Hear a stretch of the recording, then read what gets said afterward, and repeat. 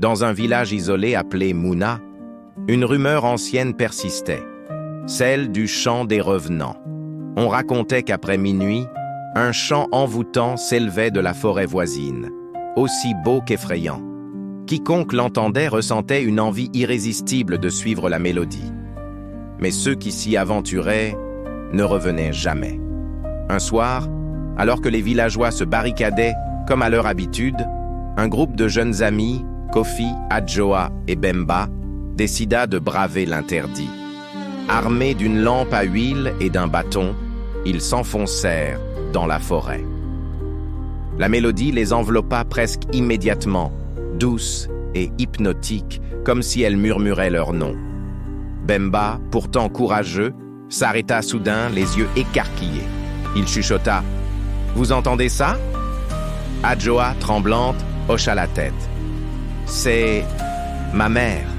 Elle m'appelle. » Kofi fronça les sourcils. « C'est impossible.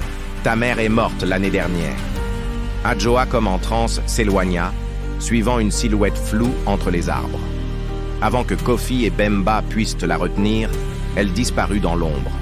La lampe vacilla alors que la forêt semblait se refermer sur eux. Les chants se multiplièrent, venant de toutes les directions, comme si les âmes perdues les cernaient. Des murmures se mêlèrent aux notes. « Pourquoi êtes-vous ici?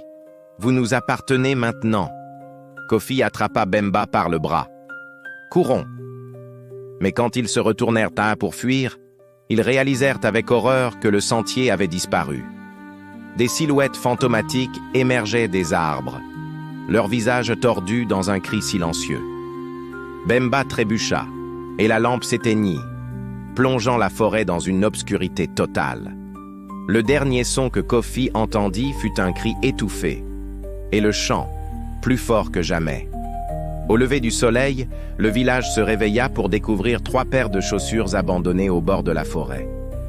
Quant aux amis, ils n'en entendirent de plus jamais parler. Mais cette nuit-là, une nouvelle voix s'ajouta au chant des revenants.